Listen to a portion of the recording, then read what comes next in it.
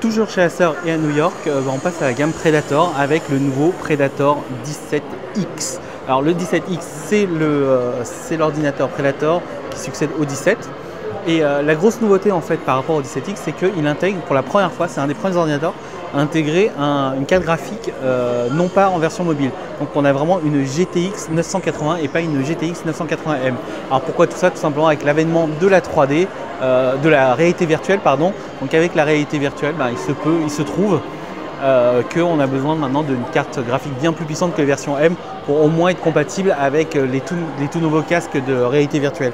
D'ailleurs, en parlant de ça, le Predator 17X est VR Ready, ça suit le programme VR Ready de Nvidia, et à partir de là, comme vous pouvez le savoir, ça permet justement d'être certifié pour utiliser n'importe quel casque actuellement sur le marché.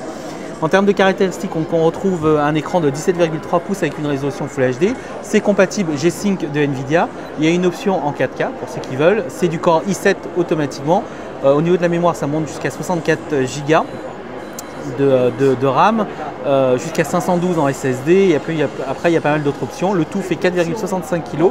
Comme je vous l'ai dit, c'est VR Ready et avec un clavier rétroéclairé. Et la grosse nouveauté aussi, c'est que comme vous le savez, l'ordinateur va chauffer puisque c'est une GTX 980 et pas une 980M.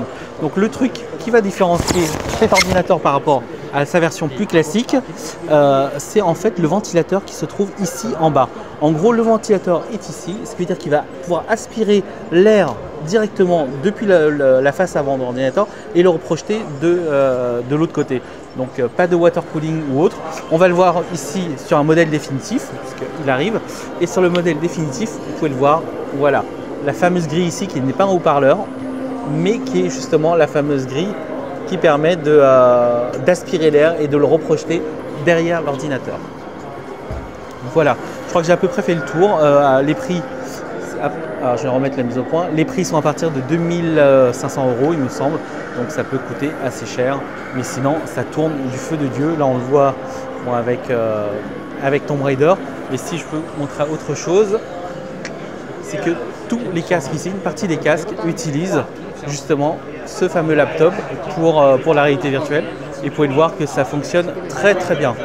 Voilà, je crois que j'ai à peu près fait le tour là-dessus et je vais vous présenter maintenant le fameux G1.